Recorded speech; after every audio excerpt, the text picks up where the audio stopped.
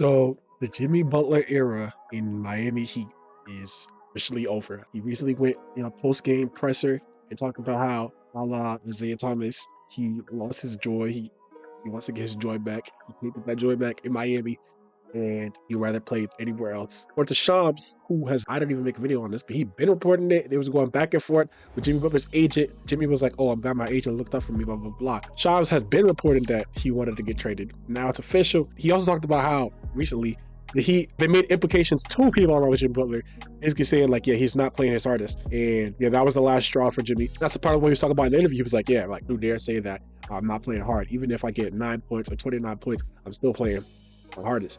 So he's like, all right, man, I heard enough. Which, to be fair, yeah, he's averaging less points. Tyler Hero's been stepping up in his offensive production, even though I haven't watched as much Miami games, but from what I've seen, and from the stats obviously too, and from Bam lacking as well, Tyler had to step up. Yeah, because you know the Heat, they don't tank. They're anti-tanking. They want to stay in the hunt. In the past 10 years, the lowest seed they've been was a 10 seed twice, I think 9 seed like a one time, and every other time they were 8 seed or above. Tyler Hero has pretty much taken over scoring load, while Jimmy has reduced his points per game. At first, it started off as like 2019, then 18. Now it's like 17.6, but he is playing the most efficient basketball of his career. So, and he's still playing some defense. At the end of the day, it's abundantly clear that he pretty much is done in Miami. Where he might go, I don't know. But, you know, let's cast our minds back. Let's do a little reminiscent on the Jimmy Butler era in Miami. So he goes there 2019, 2020. He immediately makes an impact, goes to the NBA Finals, and breaks several franchise records. It's that 40 point, 11 point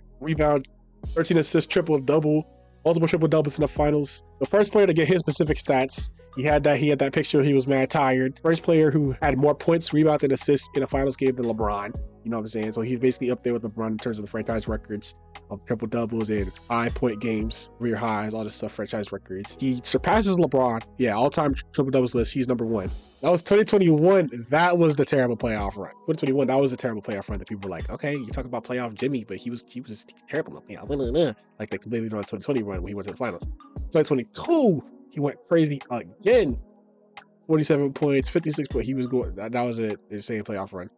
And then 2023, that was the run. Obviously, went to the finals against the Denver Nuggets. He was actually carrying, disrespecting Grant Williams and them. He had some iconic moments in that series for sure. And then last year, you know, he was injured. He didn't make the playoffs, and that was when the antics of Jimmy Butler, you know, always talking about how, oh, if I was on the court, blah blah blah. That was when it, you know, it's a turning point. Not only are you older, you were injured, you didn't play in the series, and you want to talk. All this being said, the team kept running it back essentially. Like, they didn't make any significant change.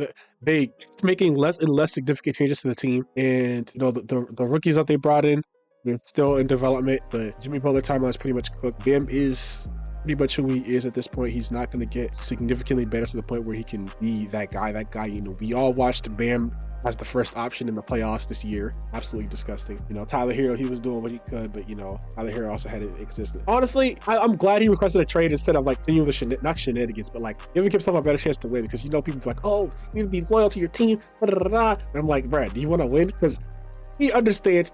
We understand. Everyone understands. This team is not about to win a championship with Jimmy Butler on the team. That was just not going to happen. Especially with how no one was going to Miami in free agency like that, money-wise. Jimmy's money, Bam's money, Tyler's, all that stuff. On top of the fact that they couldn't get Dan Brand. On top of the fact that Pat Riley be sleeping when they want to make trades, like they wanted to trade Charles Lowry. Yeah, it's cooked. It's over.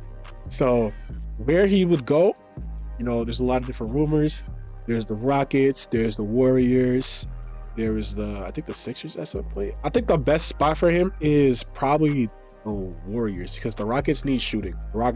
He does not provide that. He's also very much older. I don't know, other teams like the Thunder need shooting. He does not provide that. I heard some people say, oh, he fits on so many different teams. I feel like he doesn't actually fit on that many teams, because a bunch of these teams need shooting or need like a big, like the Lakers, for example. He does not provide that. Yeah, honestly, I think pretty good era in Heat history. 2 finals appearances. A lot of franchises have 0 finals appearances. He did his absolute hardest. He had all-time playoff performances. You can't take that away from him.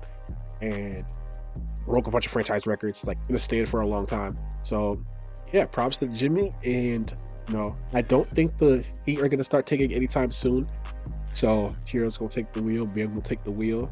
Hopefully one of their other guys steps up, you know, injuries stop, below where it turns out good. I don't know how this plays out for the Miami Heat, but yeah, first and foremost, yeah, you get him off your team. You're not paying him that money, and maybe get a pick. You know what I'm saying? Get a pick or two, rebuild or retool. Yeah, rebuild, but not without necessarily losing to keep the culture alive. Because I think that's a similar thing what the Nets are doing right now. We just beat the Bucks. Like, like you can rebuild without being the worst team in the league, having a losing culture. You know, having an identity. Rebuild with an identity. I think that's crucial. So yeah. Thank you. Bye bye.